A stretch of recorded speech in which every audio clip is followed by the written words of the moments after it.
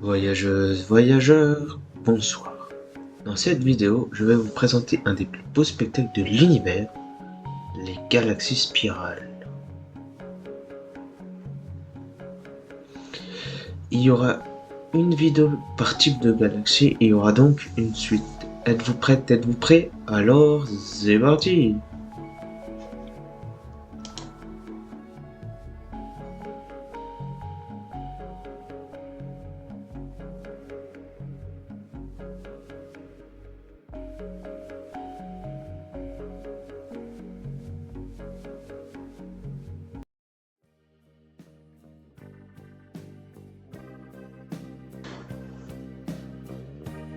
Qu'est-ce qu'une galaxie?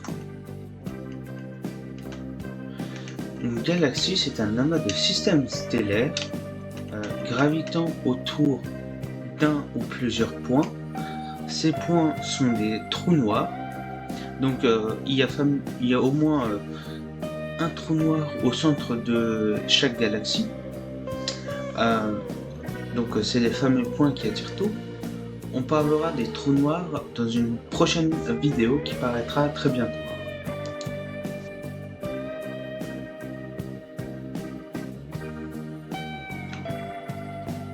Dans l'univers, il existe 5 types différents de galaxies. Le premier type auquel on va s'intéresser, c'est les galaxies lenticulaires. Deuxième type, ce sont les galaxies elliptiques. Troisième type, c'est les galaxies irrégulières, où j'inclus en sous-partie les galaxies naines.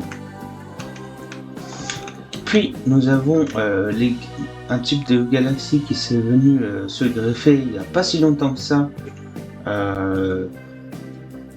à l'ajout de nos connaissances, c'est les galaxies anciennes.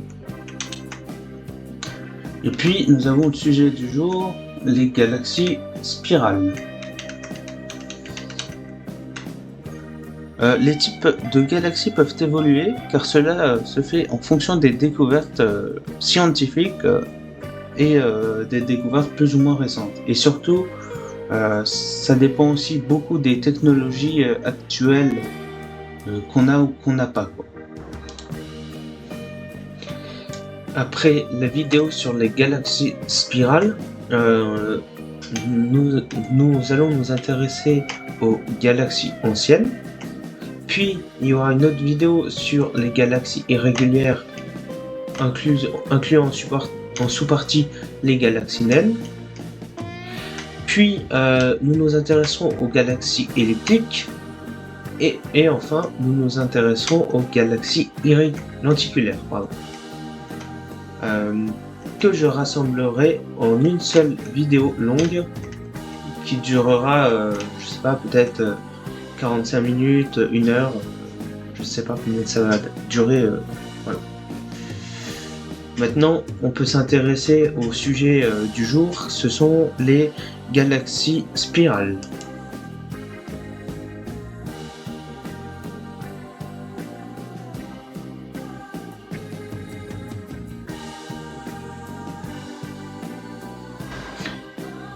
Comme leur nom l'indique, les galaxies spirales sont appelées comme ça parce qu'elles sont sous forme de spirale. Elles mesurent de 16 310 années-lumière à 326 200 années-lumière. Leur poids varie entre 10 puissance 9 masse solaire et 10 puissance 12 masse solaire. Ce qui est énorme. Une année-lumière, c'est quoi? C'est une année-lumière correspond à la distance que la lumière parcourt en kilomètres en un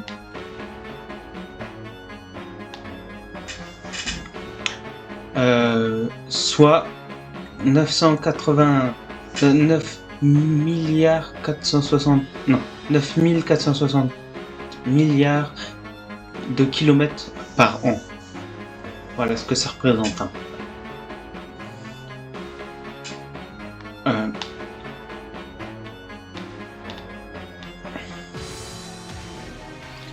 C'est quoi? Alors, une masse solaire, ça correspond à 2 fois 10 puissance 30 kg. Donc, ce qui est énorme, sachant que une masse solaire, c'est 99% du poids total de l'univers, du système solaire. Et que les 1% autres représentent le poids de tous les autres corps du système solaire. Donc pas que toutes les planètes qu'on voit là. Donc voilà. On en reparlera de cette information, on en reparlera on la reverra dans la vidéo dédiée au système solaire. Là où se trouve la luminosité la plus forte, c'est dans le bulbe. Le bulbe lumineux, donc au centre de chaque galaxie. Pour preuve, depuis les années 1700, on arrive seulement à, avec l'arrivée des télescopes optiques modernes, eh bien, on arrive seulement à voir le bulbe lumineux. Cependant, on n'arrive pas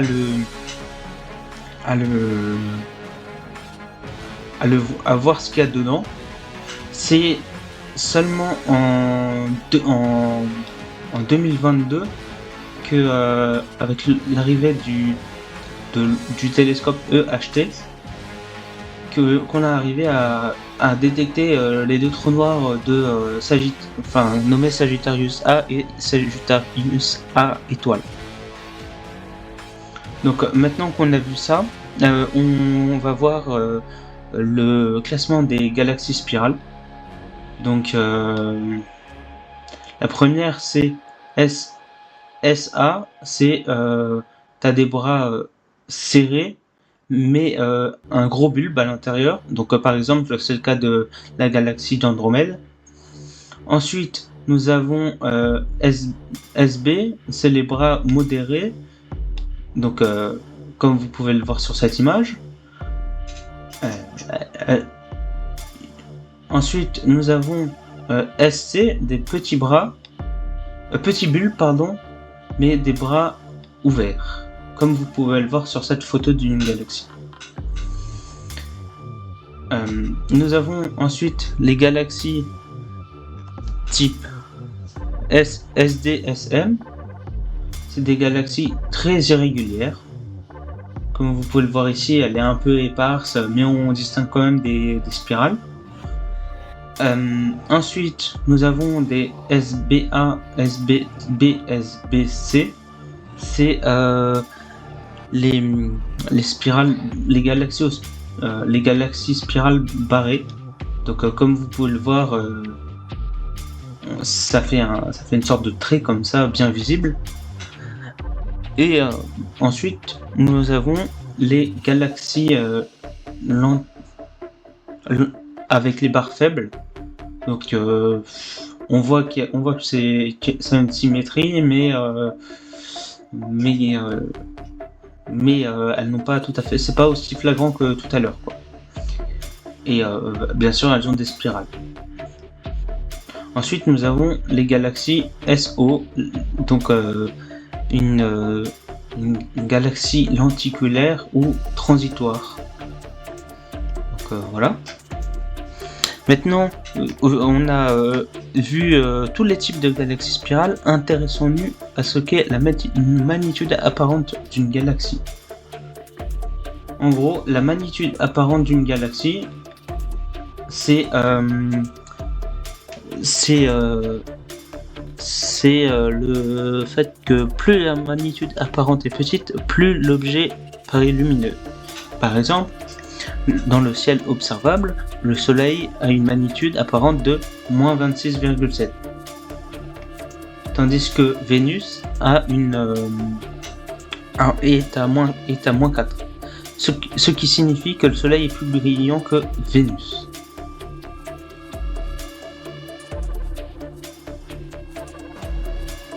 Comme exemple, je choisis de vous présenter 4 galaxies. La première galaxie, c'est la nôtre. c'est la galaxie la Voie lactée.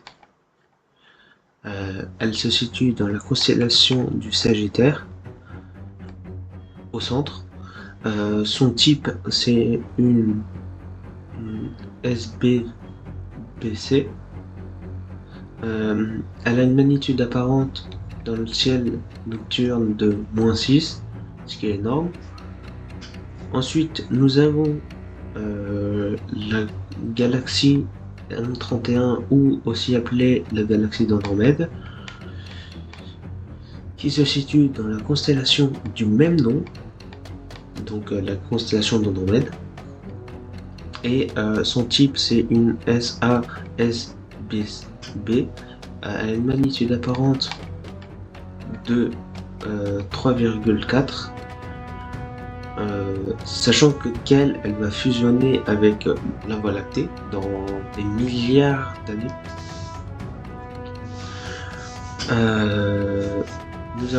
J'ai choisi en troisième position la galaxie M81, ou la galaxie de Bode. Donc elle se situe dans la constellation de la Grande Ourse. Son type de galaxie, c'est une SAB. Sa magnitude apparente est de 6,9. Puis mon dernier choix s'est posé sur la NGC 6946, aussi appelée la galaxie des feux d'artifice. Elle se situe dans la constellation du Cygne. Son type, c'est une SABRSCD.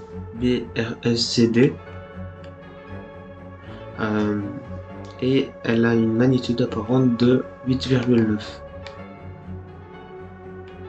Donc pour résumer, nous avons la galaxie, la Voie lactée, qui a une magnitude apparente beaucoup plus grande, c'est la plus visible.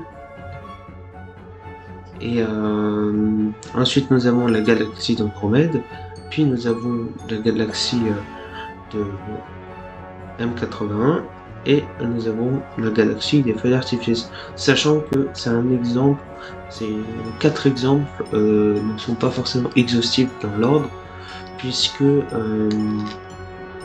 il existe beaucoup plus de galaxies spirales qu'on a découvertes et qu'on n'a pas découvert encore. Voilà.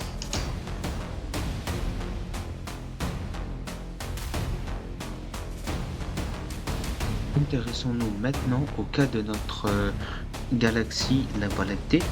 Donc, la galaxie spirale est la plus connue par l'homme, mais aussi la plus méconnue.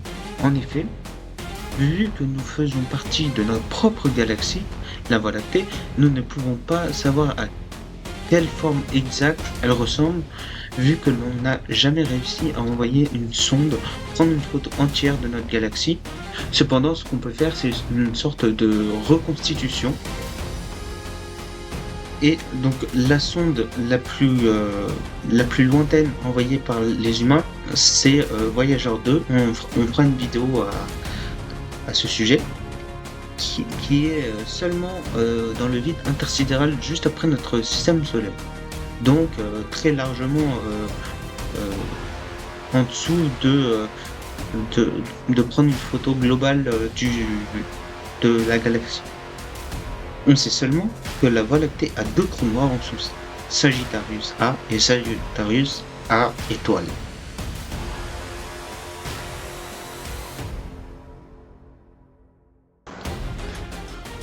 Toutes les représentations des galaxies spirales que vous pouvez voir sur internet, par exemple celle prise par le télescope James Webb ou par le télescope Hubble, sont fausses. Donc elles ne sont pas représentatives de la réalité. En effet, James Webb ou Hubble captent la lumière visible et invisible, principalement les infrarouges. Pour les rendre visibles, comme sur les photos, c'est-à-dire de passer d'une image noir et blanc à une image visible, il faut donc réceptionner les images en noir et blanc de chaque objet que l'on veut observer, par exemple les galaxies, par exemple les piliers de la création. Voilà, ça dépend de ce qu'on veut voir.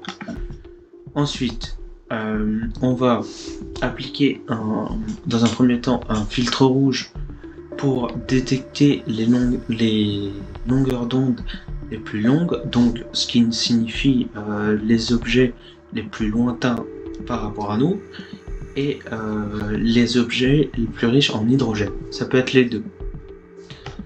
Ensuite, nous appliquons un filtre vert, c'est-à-dire ça va capter les étoiles intermédiaires sur la photo. Donc ça, ce sera 3 images séparées. Et ensuite, nous avons le filtre bleu qui capte les étoiles les plus chaudes et les plus proches. Ensuite, une fois qu'on a ces images qui peuvent être différentes, eh bien, on les fusionne grâce à un logiciel de la NASA. Un logiciel, il en existe des tas, hein, quand on a une caméra, même quand on est amateur, on peut avoir une caméra qui soit adaptée, et on a le logiciel qui sera fourni avec. Et ensuite, ces 3 images seront fusionnées en une seule. Et donc, mais il peut y avoir certains problèmes. Par exemple, ces problèmes, on peut jouer sur certains critères pour les corriger. Donc, notamment en ajustant la luminosité, ensuite en réglant le contraste, en travaillant sur la profondeur,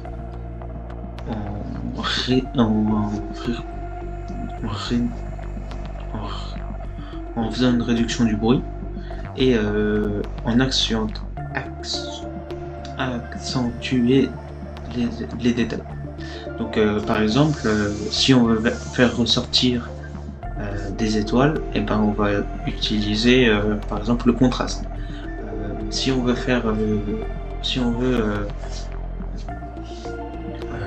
voir les nuages de gaz, on va utiliser autre chose, un autre paramètre. Voilà, maintenant vous savez comment on passe d'une image en noir et blanc à une image colorisée.